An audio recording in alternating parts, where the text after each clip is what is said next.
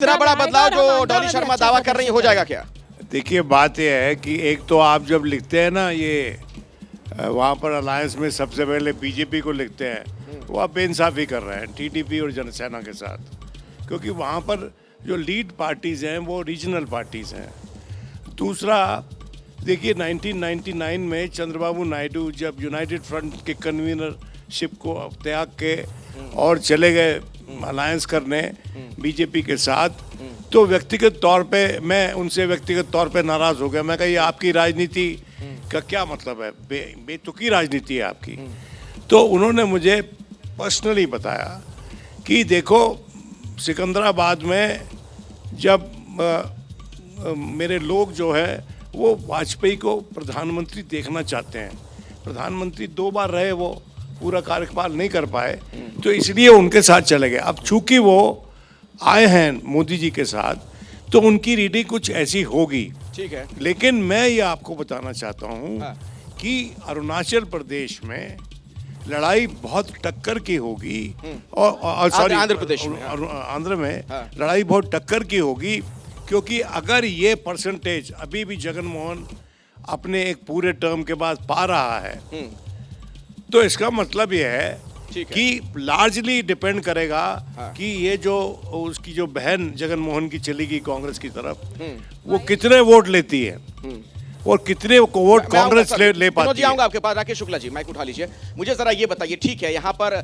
BJP को उतनी सीटें नहीं मिल रही हैं, सहयोगियों को मिल रही हैं, लेकिन अगर सरकार बनने की सूरत बनती है तो साथ ही जाएंगे ना फिर तो वो जीत तो एनडीए की होगी। जी बिल्कुल। अब मुझे लगता है कि टीडीपी और भारतीय जनता पार्टी का जो टारगेट है वो 1998-99 का है। वो 98-99 में मिलके लड़े, अच्छा प्रदर्शन रहा, 7 सीटें रहीं। इस बार परसेंटेज आप बिल्कुल बढ़ा के 20 तक ले गए हैं, तो इसका मतलब ये हुआ कि 2019 में जो वाईएसआर की पोजीशन थी, आज वो टीडीपी और भाजपा की होती दिख रही है। अब कांग्रेस की जो पोजीशन है, 2011 में जब वाईएसआर का गठन हुआ तो पूरी कांग्रेस एक नई कांग्रेस बन के वहां पे आंध्र में खड़ी हो गई है। तो कांग्रेस का तो आधार ही कमजोर हो गया है। तो अपने आधार कमजोर होने का मतलब ऐसा कमजोर हो विनोद अग्निहोत्री जी हो जाएगा कि 0-0 दिख रहा है फिलहाल। इस सर्वे की मैं बात कर रहा हूं, इसी पे चर्चा हो रही है। नहीं, देखिए, आंध्र प्रदेश जो है वो स्टेट है जो कांग्रेस की सत्ता का द्वार उसने 2004 में खोला था।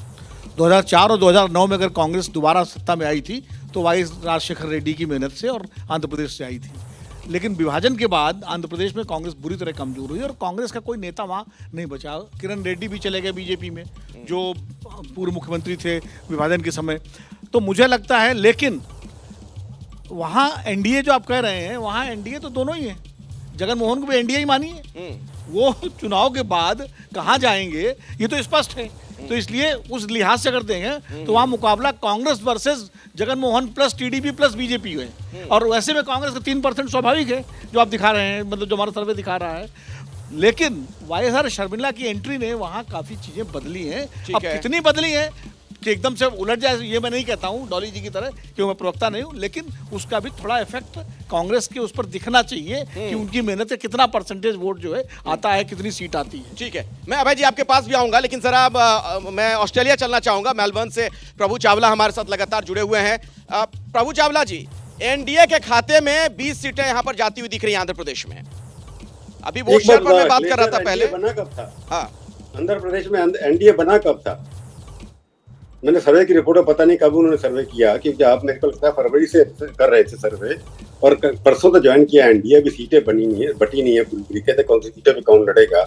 तो ये एनडीए पहले कौन सा एनडीए था और 2 दिन के अंदर कौन सा एनडीए हो गया, मेरे को इसके बारे में थोड़ा स्पष्टता चाहिए, क्योंकि एकदम आप एनडीए जैसे किसी ने कहा। प्रभु चावला जी, आपको क्या लगता है क्या होने वाला आंध्र प्रदेश में, क्या हो सकता है, आपकी समझ क्या कहती है? भाई, आंध्र प्रदेश में जो आप तो एनडीए वर्सेस वाईएसआर ही कर रहे हैं। अभी किसी ने कहा कि हो सकता है एनडीए में वो भी हो सकते हैं शामिल, पर सवाल ये, जब हम ओपिनियन पोल कर रहे हैं, क्योंकि इस ओपिनियन पोल के अंदर हमारी साख जुड़ी हुई है, तो हमें अपने व्यूअर्स को बताना पड़ेगा कि एनडीए जब बना ही 2 दिन पहले अगर बना है, तो 2 दिन के अंदर, पिछले 15 दिन के अंदर जो ओपिनियन पोल कर रहे थे, उससे पहले क्या स्थिति थी और 2 दिन में कितना परिवर्तन हुआ, ये एक हमारा व्यूअर सुनना चाहेगा कि कितना परिवर्तन हो गया 2 दिन के अंदर। उससे पहले ये हो रहा था 20% से या 25% वोट से।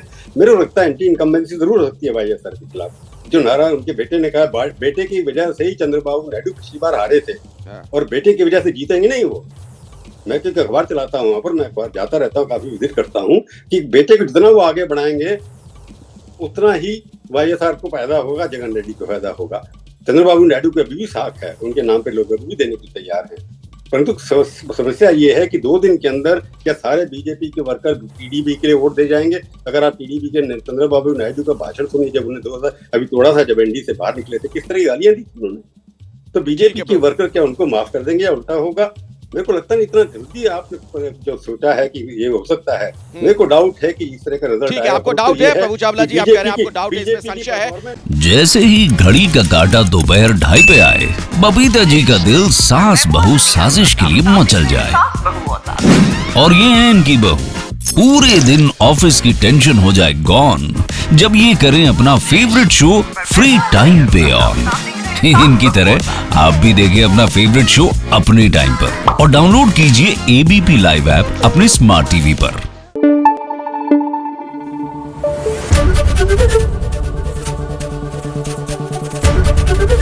एबीपी न्यूज आपको रखे आगे।